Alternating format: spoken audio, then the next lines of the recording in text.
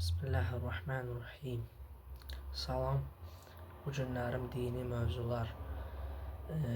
dini mövzuları davam etdirəcəyik inşallah. Biz əvvəllər də davam etdirmişik, yine də davam etdirəcəyik inşallah. Biz dini mövzuları davam etdiririk və çəkilişlərimiz də inşallah davam edəcək.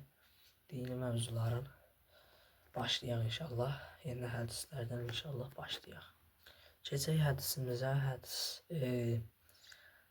6-cı İmam Cəfər Sadiq əleyhissalamdandır. İnşallah keçək hədisimizə. İnsanların ağıl baxımından ən kamili, əxlaqı ən gözəl olanıdır. İnsanın elə bil ki, ağıl baxımından ən kamili, əxlaqı ən gözəl olanıdır. Yəni bir insanın əxlaqı ən gözəldirsə, o insanın ağıl baxımından ən kamil insanlardan biridir. Yəni biz də çalışmalıyıq, əxlaqlı olaq. Əxlaqı da əxlaqdan da əlavə insan gərək təzkiyə eləməlidir, təzkiyə. İmam Xomeyninin bir sözü var ki, biraz uzundur. Amma orada deyir ki, yəni təzkiyə insan yəni öz için təmizləməlidir, öz için paşlamalıdır. İndi bu onunla da oxşar bu, amma əxlaqdan da əvvəl bunu etməlidir insan. Yəni bu şeyləri etməlidir. Yəni ki, insan bunları etməlidir. Ən ağıl baxımından ən kamil, əxlaqı ən gözəl olanıdır. Əxlaqı ən gözəl olandır. İncə keçək başqa bir hədisə. İndi isə Peyğəmbər Həzrəti Muhammed sallallahu aleyhi və səlləmin hədisinə keçək. Peyğəmbər Həzrəti Muhammed sallallahu aleyhi və səlləm buyurmuşdur ki, Allah Taala bəndəsini yoxsulluq və xəstəliyə mübtəla etdikdə bilin ki, onu saflaşdırmaq, paçlaşdırmaq istəyir.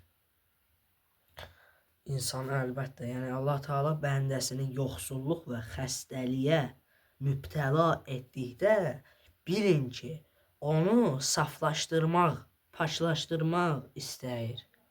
Yəni bir insan əgər görsə yoxsuldursa və xəstəliyə mübtəla edibsə Allah onu, yəni xəstədirsə, yoxsuldursa, bilin ki, onu saflaşdırmaq. Yəni saf insan necə olur? Hər şeyə aldanır. Nə bilim, belə olur, elə olur. Hər şey yəni aldanan, yəni bilməyin belənçilə. Amma saf, yəni Allaha inanmaq, bəzi işlərə belə. Yəni bu hədisdə yəni belədir. Yəni bu hədisə də yəni riayət etmək lazımdır. Peyğəmbərin hədisidir. Yəni bu hədisə bir də baxaq. Həzrəti Muhammed sallallahu aleyhi və səlləm deyir, Allah Taala bəndəsini yoxsulluq və xəstəliyə mübtəla etdikdə bilin ki, onu saflaşdırmaq, başlaşdırmaq istəyir. İnsan yəni bir Allah tərəfindən yoxsulluq ona gəlirsə, yoxsuldursa, kasıbdursa və yaxud xəstəliyə düşübdürsə, yəni bu onu bəndəni istəyir ki, saflaşdırsın və bir də paçlaşdırsın. Yəni Allah bunu istəyir. Yəni belədir. İndi başqa cür tərəfdən də ola bilər, amma yəni belədir. İndi isə keçək başqa bir hədisə. İmam Ali əleyhissalam, Həzrəti Ali ibn Əbu Talib əleyhissalam buyurmuşdur ki, insanın cövhəri vəziyyətin dəyişməsi ilə tanınır. İnsanın cövhəri vəziyyətin dəyişməsi ilə tanınır. İnsanın cövhər yəni bilirsiniz də, vəziyyətin dəyişməsi ilə tanınır. Budur. İmam Əlinin başqa bir hədisdə var ki, fikrin faydası hikmətdir. Fikrin yəni faydası yəni necə? Yəni insan fikirləşir. Əgər bu fikirləşmək fayda verirsə, bu hikmətdir. Bu yəni budur, bu hikmətdir. Onun qaydası da belədir, hamısı da belədir. Yəni bu belədir. İnsan fikirləşir belə bir Məsəl üçün də ola bilər ki, məsələn fikirləşirsən, fayda tapmırsa insan, bu hikmət deyil, bu fikir deyil. Fikirləşsən, hə, fikirləşdim, hə, amma yenə də eyni şey, xeyr. Bu belə olmamalıdır. Fikirləşirsənsə, faydası varsa, bu hikmətdir. Bu hikmətdir. Yəni hədis, yəni elə oxuyan kimi elə başa düşürsən ki, hədis yəni mən bunu demək istəyir. Hədis insana bunu demək istəyir.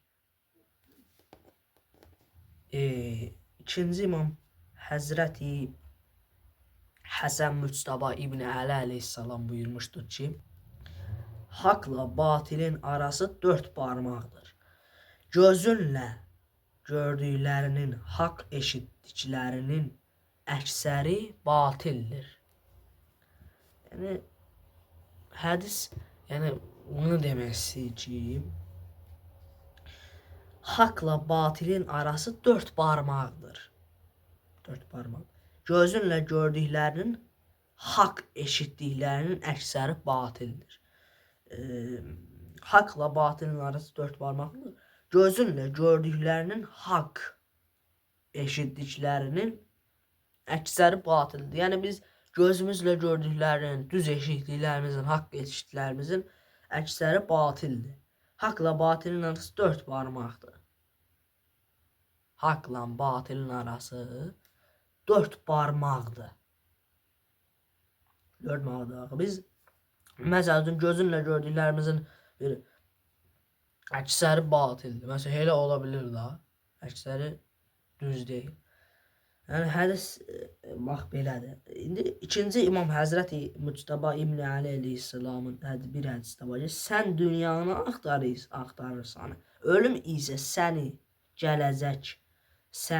gələcək gününün qəmini bu günə yük etmə. Sən dünyanı axtarırsan, ölüm isə səni gələcək günün qəmini bu günə yük etmə. Bu günə yük etmə. Bəzən biz yəni gələcək günün qəmini indidən yük edirik.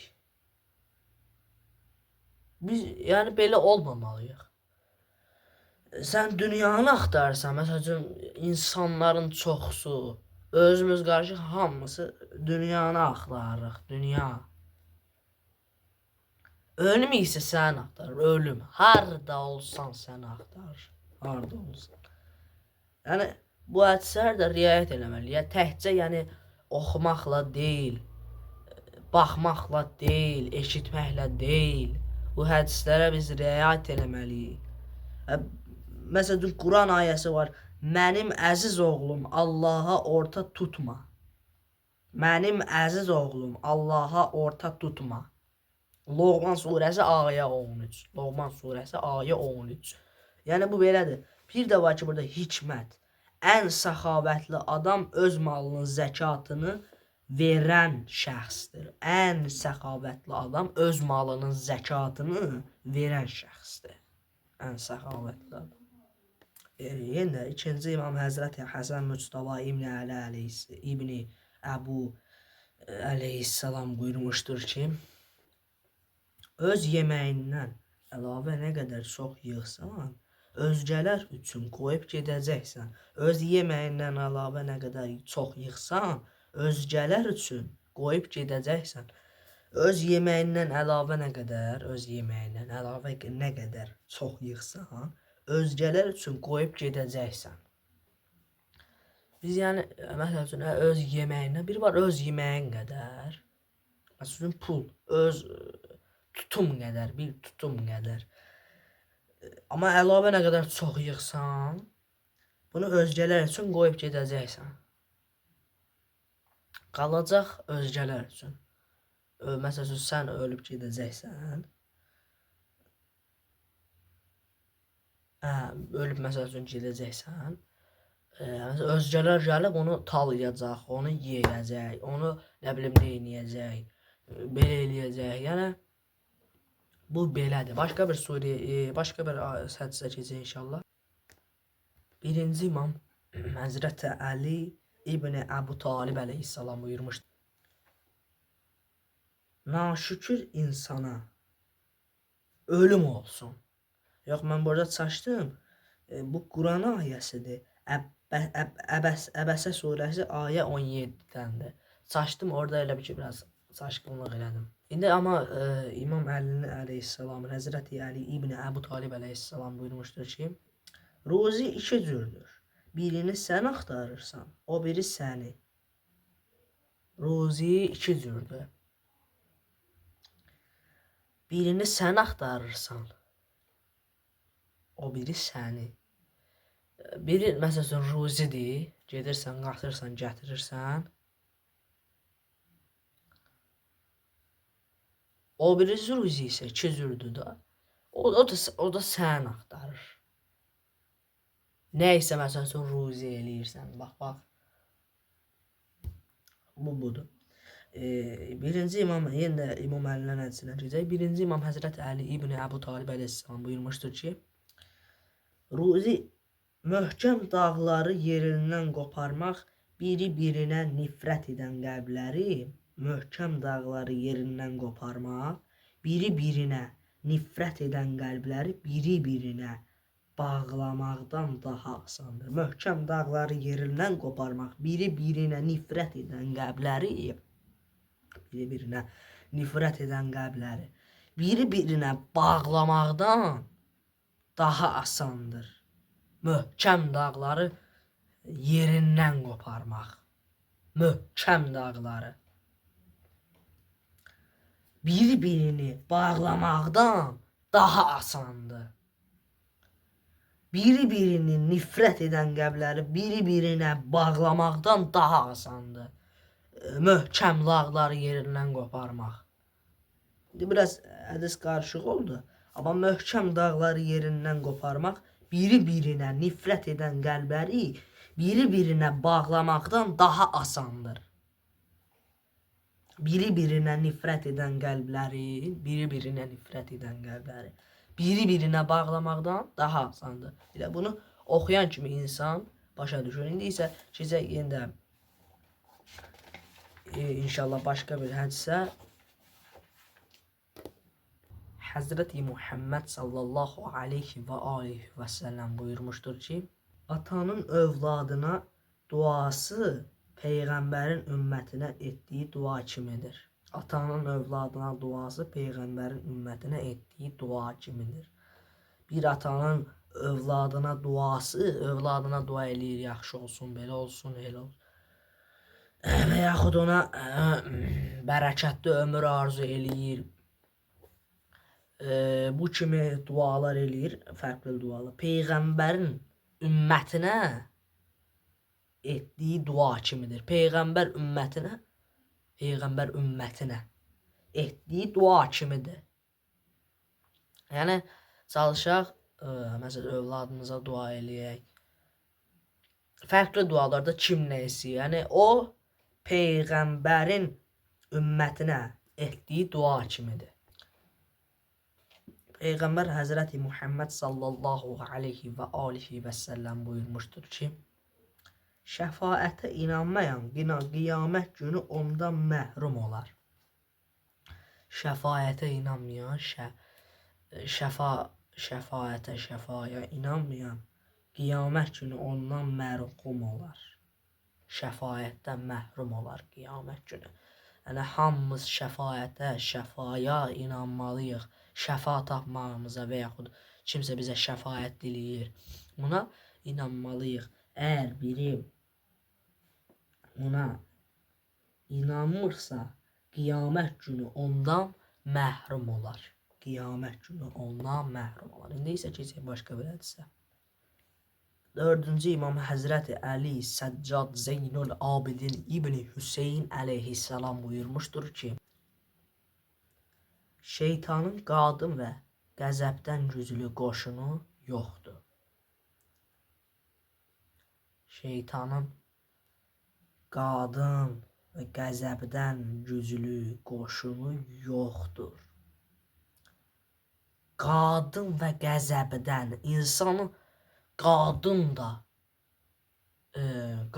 da insanı zəhərləyib ölür. Necə ki, bəzi imamlarımızı qadınları, xanımları zəhərləyib öldürmədi.